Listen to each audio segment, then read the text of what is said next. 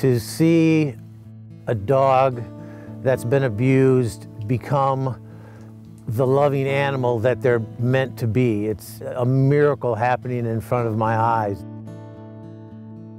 Raven is probably the hardest adoption I ever did.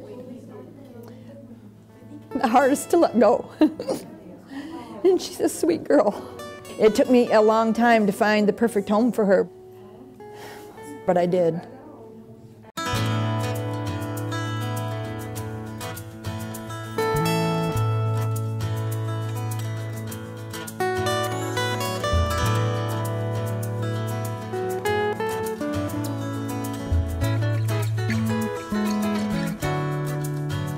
Lake Haven is an all-breed rescue. We rescue a lot of animals that nobody else will touch because of the expense. I'll spend any amount of money that I have on any animal that I take in, so long as it's a friendly animal and I've got an adoptable animal in the end. I'm a private shelter, which means I can pick and choose what I take in. It's because we're selective that I don't have to euthanize. The only time we ever euthanize is if there's a case where we just can't salvage the animal. That doesn't happen very often. They provide animals with loving homes. I mean, they are very selective in where their animals go.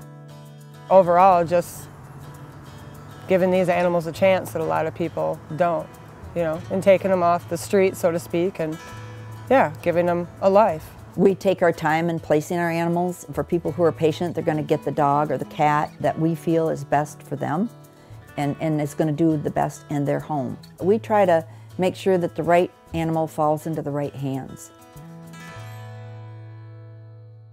I think what sets Lake Haven apart is the interview process we put people through to make sure that they really are qualified. That ensures that our animals go to good places. Come on, show her your smile. With Lake Haven, we bring them home and we keep them in our home and we treat them like our own until they're adopted. And I run it through Cheryl, of course, but I get to choose who the families are, where my puppies go, and I stay in touch with all of them. So I get pictures and videos all the time of my former fosters, which I love. I hate to not know where they were.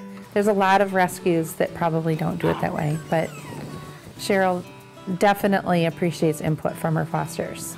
When you've seen the cat go to, or dog, go to the perfect home, that's what it's all about. I think Lake Haven is very successful because of all the people that we have.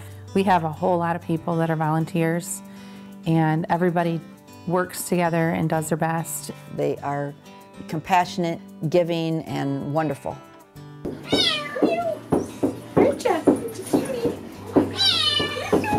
I have to thank my vets. I can't fix a broken leg, and so I can't take them in unless I have a veterinarian who's willing to fix them.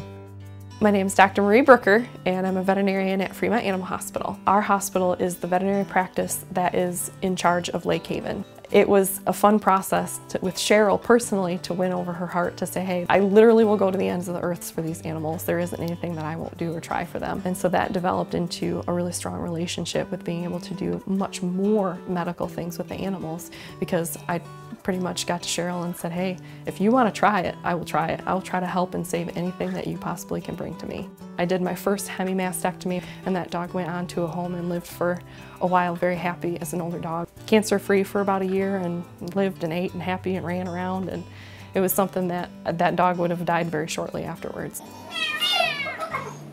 When we're chosen for grants, I like to think it's because, number one, we're credible, we're financially stable, and we're doing really wonderful things with the money, and I think that a lot of people really appreciate that. The number of intakes at the county shelters have been going down through our low-cost spay-neuter programs and other things we do to encourage people to get their dogs spayed and neutered. And every dog that goes out, or cat, is spayed and neutered as part of being a licensed 501(c) shelter. We not only are in charge of spaying and neutering all of our own animals that we take in, but we also spay and neuter animals for the public, for people that just don't have the funds or maybe the resources to do that. We've been #1 in the state for adoptions at least 3 times. And this year we're setting a record already for the most adoptions, and we still have a month to go. As far as where we go from here, my hope is that we can keep this whole operation going if something were to ever happen to me. I already know that it's going to continue in some form, and that there's a spay-neuter program in this county that would continue to run whether I was running it or not. But there are some other programs I'd like to see continue as well. Carmichael, I'm going to get you. I'm going to get you. Come on. They have already been cruelly treated. They've already been neglected. And I don't ever want that to happen to them ever again. So therefore, I'm not in the business here to try to please people. I'm not trying to meet deadlines. I'm just trying to make a difference in the lives of the animals themselves.